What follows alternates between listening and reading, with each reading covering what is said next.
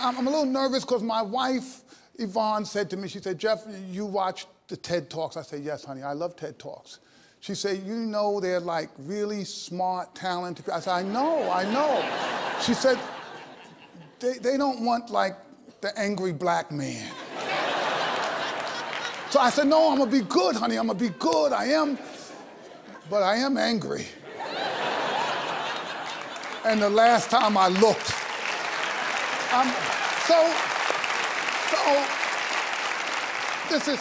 this is why I'm excited, but I'm angry.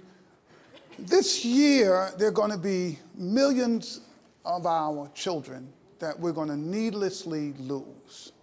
That we could, right now, we could save them all. You saw the quality of the educators who were here. Do not tell me they could not reach those kids and save them. I know they could. It is absolutely possible. Why haven't we fixed this? Those of us in education have held on to a business plan that we don't care how many millions of young people fail. We're going to continue to do the same thing that didn't work. And nobody is getting crazy about it, right? Enough to say enough is enough. So here's a business plan that simply does not make any sense. You know, I grew up in the inner city, and there were kids who were failing in schools 56 years ago when I first went to school. And those schools are still lousy today. 56 years later. And you know something about a lousy school? It's not like a bottle of wine, right? Where you say like 87 was like a good year, right? That's not how this thing, I mean, every single year, it's still the same approach, right? One size fits all. If you get it, fine, and if you don't, tough luck. Just tough luck. Why haven't we allowed innovation to happen? Do not tell me we can't do better than this. Look, you go into a place that's failed kids for 50 years, and you say, so what's the plan? And they say, well, we're going to do what we did last year this year. What kind of business model is that? Banks used to open and operate between 10 and 3. They operate 10 to 3. They were closed for lunch hour. Now, who can bank between 10 and 3? The unemployed. They don't need banks. They got no money in the banks. Who created that business model, right? And it went on for decades. You know why? Because they didn't care. It wasn't about the customers. It was about bankers. They created something that works for them. How could you go to the bank when you were at work? It didn't matter. Then they don't care whether or not Jeff is upset he can't go to the bank. Go find another bank. They all operate the same way, right? Now, one day, some crazy banker had an idea. Maybe we should keep the bank open when people come home from work. They might like that. What about a Saturday? What about introducing technology? Now, look, I'm a technology fan, but I have to admit to you all, I'm a little old. So I was a little slow, and I did not trust technology. And when they first came out with those new contraptions, these tellers that you put in a card and they give you money, I was like, there's no way that machine is going to count that money right. I am never using that, right? So technology has changed. Things have changed. Yet not in education. Why? Why is it that when we had rotary phones, when we were having folks being crippled by polio, that we were teaching the same way then that we're doing right now? And if you come up with a plan to change things, people consider you radical. They will say the worst things about you. I said one day, well, look, if the science says, this is science, not me, that our poorest children lose ground in the summertime, right? You see where they are in June, you say, okay, they're there. You look at them in September, they've gone down. You say, woo. So I heard about that in '75 when I was at the ed school at Harvard. I said, oh, wow, this is an important study because it suggests we should do something. Every 10 years, they reproduce the same study. Says exactly the same thing. Poor kids lose ground in the summertime. The system decides you can't run schools in the summer. You know, I always wonder, who makes up those rules?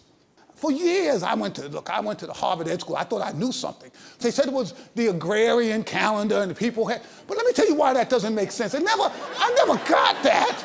I never got that because anyone who knows if you farm, you don't plant crops in July and August. You plant them in the spring. So who came up with this idea? Who owns it? Why did we ever do it?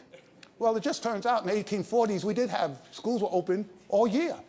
They were open all year because we had a lot of folks who had to work all day. They didn't have any place for their kids to go. It was a perfect place to have schools. So this is not something that is ordained from the education gods. So why don't we? Why don't? Because our business has refused to use science. Science. If you have Bill Gates coming out and say, look, this works, right? We can do this. How many places in America are going to change? None. None. Okay, yeah, there are two. All right? Yes, there'll be some place there because some folks that do the right thing. As a profession, we have to stop this. The science is clear. Here's what we know. We know that the problem begins immediately. Right? This idea 0 to 3.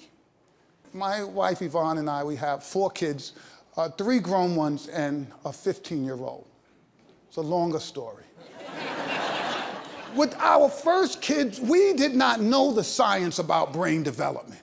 We didn't know how critical those first 3 years were. We didn't know what was happening in those young brains. We didn't know the role that language, a stimulus and response, call and response, how important that was in developing those children. We know that now. What are we doing about it? Nothing. Wealthy people know, educated people know, and their kids have an advantage. Poor people don't know, and we're not doing anything to help them at all. But we know this is critical. Now, you take pre-kindergarten. We know it's important for kids. Poor kids need that experience. Nope. Lots of places, doesn't exist.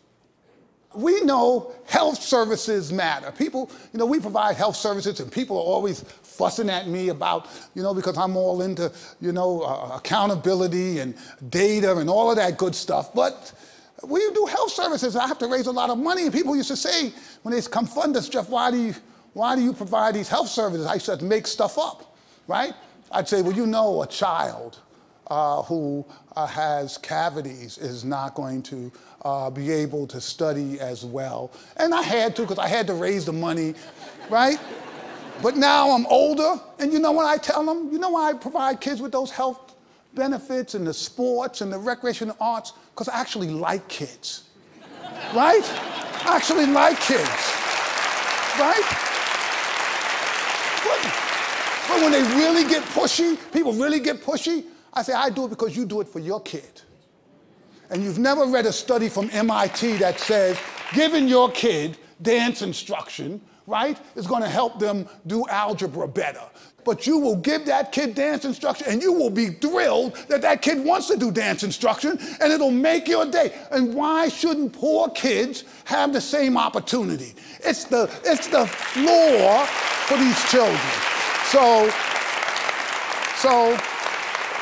here's the other thing. I'm a tester guy. I believe you need data, you need information, because you work at something, you think it's working, and you find out it's not working, right? I mean, educators, you work, you say, you think you got it, you're great. No, and you find out they didn't get it. But here's the problem with testing. The testing that we do, we're going to have our test in New York next week, right? It's in April. You know when we're going to get the results back? Maybe July, maybe June. And the results have great data.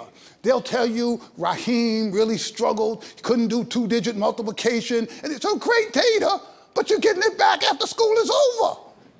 And so what do? You go on vacation. You come back from vacation, now you've got all of this test data from last year. You don't look at it. Why would you look at it? You're going to go and teach this year. So how much money did we just spend on all of that? Billions and billions of dollars for data that it's too late to use it. I need that data in September. I need that data in November. I need to know you're struggling, and I need to know whether or not what I did corrected that. I need to know that this week. I don't need to know that at the end of the year when it's too late, because in my older years, I've become somewhat of a clairvoyant. I can predict school scores. You take me to any school. I'm really good at inner city schools that are struggling. And you tell me last year, 48% of those kids were on grade level. And I say, okay, what's the plan? What did we do from last year to this year? You say we're doing the same thing. I'm gonna make a prediction. This year, somewhere between 44 and 52% of those kids will be on grade level, and I will be right every single time, right? So we're spending all of this money, but we're getting what? Teachers need real information right now about what's happening to their kids. The high stakes is today, because you can do something about it. So here's the other issue that I just think we've got to be concerned about. We can't stifle innovation in our business. We have to innovate. And people in our business get mad about innovation. They get angry if you do something different. If you try something new, people always say, it's charter schools. Yeah, it's charter. Let's try some stuff. Let's see. This stuff hasn't worked for 55 years. Let's try something different. And here's the rub. Some of it's not going to work. You know, people tell me, yeah, those charter schools, a lot of them don't work. A lot of them don't. They should be closed. I mean, I really believe they should be closed. But we can't confuse figuring out the science and things not working with we shouldn't therefore do anything, right? Because that's not the way the world works. You think about technology. Imagine if that's how we thought about technology. Every time something didn't work, we just threw in a towel and said, let's forget it, right? You know, they convinced me, I'm sure some of you were like me, the latest and greatest thing, the Palm Pilot. They told me, Jeff, if you get this Palm Pilot, you'll never need another thing. That thing lasted all of 3 weeks. It was over. I was so disgusted I spent my money on this thing. Did anybody stop inventing? Not a person, not a soul. The folks went out there, they kept inventing. The fact that you have failure, that shouldn't stop you from pushing the science forward. Our job as educators, there's some stuff we know that we can do, and we've got to do better. The evaluation, we have to start with kids early. We have to make sure that we provide the support for young people. We've got to give them all of these opportunities. So that we have to do. But this innovation issue, this idea that we've got to keep innovating until we really nail this science down is something that is absolutely critical. And this is something, by the way, that I think is going to be a challenge for our entire field. America cannot wait another 50 years to get this right. We have run out of time. I don't know about a fiscal cliff, but I know there's an educational cliff that we are walking over right this very second. And if we allow folk to continue this foolishness about saying we can't afford this, so Bill Gates says it's going to cost $5 billion. What is $5 billion to the United States? What did we spend in Afghanistan this year? How many trillions, when the country cares about something, we'll spend $1 trillion without blinking an eye.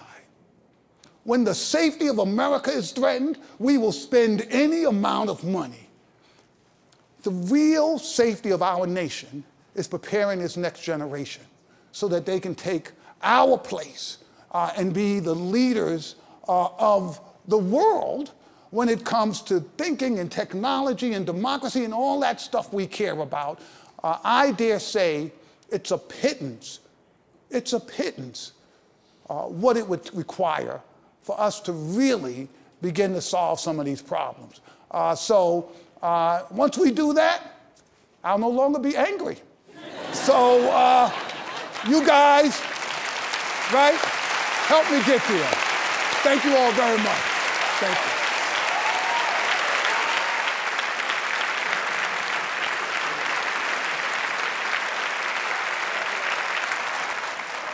So what is the high school dropout rate at Harlem Children's Zone? Well, you know, John, 100% of our kids graduated high school. Last year in my school, 100% of them went to college. This year, seniors will have 100% graduating high school. Last I heard, we had 93% accepted to college. We better get that other 7% for, you know, that's just how this goes. And so how do you stick with them after they leave high school? Yeah, well, you know, one of the bad problems we have in this country is these kids, the same kids, these same vulnerable kids, when you get them to school, they drop out in record numbers. And so we've figured out that you've got to really design a network of supports for these kids that in many ways mimics what a good parent does. They harass you. Right? They call you, they say, I want to see your grades, how you do on that last test, what are you talking about that, you know, you want to leave school, or you're not coming back here. So a bunch of my kids know, you can't come back to Harlem, because Jeff is looking for you, right? They're like, I really can't come back. No, you better stay in school. But you know, I'm not kidding about some of this, and it gets a little bit to the grit issue. When kids know that you refuse to let them fail, right? It puts a different pressure on them, and they don't give up as easy. So sometimes they don't have it inside. And they're like, you know, I don't want to do this, but I know my mother's going to be mad. Well, that matters to kids, and it helps get them through. We try to create a set of strategies that gets them tutoring and help and support, but also a set of encouragements that say to them, you can do it, it is going to be hard, but we refuse to let you fail. Well, thank you, Dr. Canada. Please give it up for him one more time.